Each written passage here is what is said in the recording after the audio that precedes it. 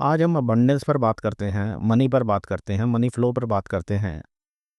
और ये जो सो कॉल्ड जो लोग कहते हैं कि हाँ जी हमारे पास में तो पैसा ही नहीं आ रहा है, या हमारा काम धंधा नहीं चल रहा है, या हमारा बिजनेस ढंग से कार्य नहीं कर रहा है, तो मैं एक बात आपको बताता हूँ कि ये सारी की सारी वेल्थ या जो कुछ भी आपके जीवन में लॉक हो गया है, ये लॉक हुआ है केवल और केवल आपके सबकॉन्शियस माइंड से।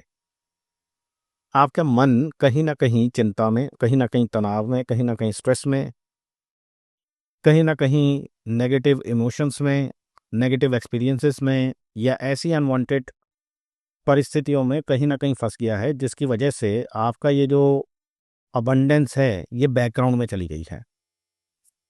अब जब इसके सामने इतनी सारी चीज़ें चल रही हैं, माइंड फोकस हो चुका है किसकी चीज़ के ऊपर, स्ट्रेस के ऊपर, तनाव के ऊपर, चिंता के ऊपर, भय के ऊपर, क्रोध के ऊपर, और जीवन में जो भी अनवांटेड चीज़ें चल रही हैं उन पर कहीं ना कहीं फोकस्ड हो गया है।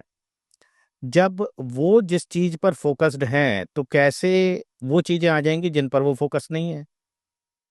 जब वो फोकस्ड ही नहीं है तो फिर अबंडेंस कहाँ से आएगी? क्योंकि हमारा मन जिस चीज पर फोकस्ड होता है, जिस चीज पर वो स्थित हो जाता है, वही चीजें हमारे जीवन में चलने लगती हैं।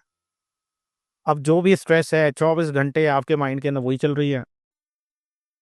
भाई ऐसा हो गया, वैसे हो गया, ये कर दिया, वो कर दिया, इस तरीके से हो गया। वो चिंता जो आपके बैकग्राउंड में यानी माइंड के बैकग्राउंड में 24/7 लगातार चल रही है, और अबंडेंस पर कुछ भी फोकस नहीं है। चिंता पर फोकस्ड हैं, तनाव पर फोकस्ड हैं, इन सब चीजों पे फोकस्ड हैं, तो आपके जीवन में अबंडेंस कहाँ से आएगी, ये बताइए मुझे। अब लोग पूछेंगे भाई इसका तरीका क्या है, तो मैंने तो बताया हुआ है कि आपका जो मन है वो 4 डिविजन्स में काम करता है, या उसके 4 विभाग हैं, 4 डिविजन्स हैं। मन, बुद्धि, चित्त और अहंकार। मन आप जानते ही हैं, जैसे कई बार मैंने बताया है कि भाई मन वो चीज है, मतलब एक बंदर के समान है। उस बंदर को दारू पिलाई हुई है, उसको बिच्छू ने काटा हुआ है, वो गर्म तवे पे भी बिठा रखा है। अब इतनी सारी चीजें होने से जो उस बंदर की स्थिति है वही आपके मन की स्थिति है, क्योंकि वो एक जगह स्थिर नहीं रह सकता है। वो बार बार इधर से उधर कूदेगा, वो एक चीज पे कभी स्टिक नहीं होगा, इसे ही मन बोलते हैं। फिर आती है बुद्धि। बुद्धि आप जानते हैं, इंटेलेक्ट जिसे हम लोग बोलते हैं, हर किसी का अपना इंटेलेक्ट लेवल होता है। फिर आता है चित्त। चित्त है, it is the store house of all of the data. यहीं पर ही सारे एक्सपीरियंसेस और अभी जो हम बात कर रहे हैं ये सारा का सारा यहीं पर ही स्टोर हो जाता है, और इसे ही सबकॉन्शियस माइंड बोलते हैं, क्योंकि ये डेटा जो भी देता है उसी के अनुसार आप बिहेव करते हैं, आपके जीवन में वही सब चलता है। और अहंकार आप समझते ही हैं, अहंकार भी 2 भागों के अंदर विभक्त होता है, जिसे तुच्छ अहंकार और महाअहंकार बोलते हैं। तुच्छ अहंकार यानी जीव रूपी अहंकार। ये जो हम लोग होते हैं ये सारे के सारे इसी तुच्छ अहंकार में हम जीते हैं, इसी में स्थित होते हैं। महाअहंकार होता है महानता, यानी जो अहंकार की महानता है, जिसे हमने ईश्वर की संज्ञा दी है, परमात्मा की संज्ञा दी है, जो हमेशा हमें बचाता है, हमेशा हमारे लिए अच्छा करता है, जो हमेशा हमें बुरे शक्तियों से बचाता है, हमारी रक्षा करता है, हमारे जीवन में अबंडेंस लाता है, हमें स्वास्थ्य प्रदान करता है, हमें दुख से निकालता है। जैसे हम परमात्मा देखते हैं और जैसे हम कहते हैं, मान लीजिए हम शिव को मानते हैं, तो हम ये कहते हैं ये हमें बचाने आएंगे या ये हमें रास्ता दिखाएंगे। तो जो महानता होती है वो महानता ही हमारे जीवन में सुख लाती है या हमारे जीवन में खुशियां लाती है। तो अगर आप चाहते हैं कि अपने मन को इन सब व्याधियों से मुक्त करें, मतलब व्याधि किस चीज की? व्याधि दृढ़ता की।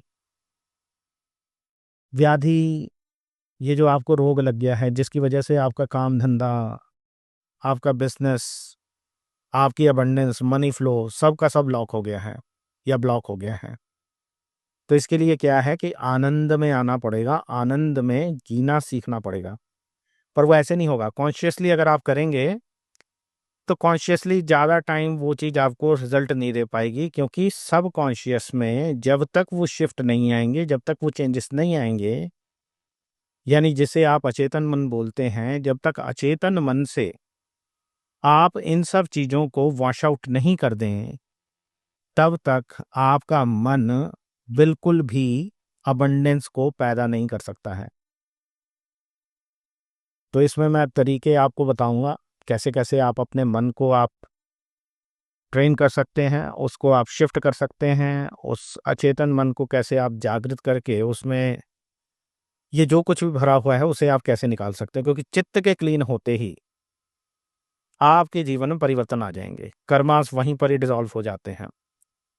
क्योंकि जैसे एक नोट पर लिखा हुआ होता है, जैसे मान लीजिए 100 का नोट है, 500 का नोट है, उस पर लिखा हुआ है, करेंसी नोट जो होता है, कि I promise to pay the bearer a sum of such and such rupees. अब मान लीजिए कि अगर वो लिखा ही ना हो तो वो वैलिड नहीं है।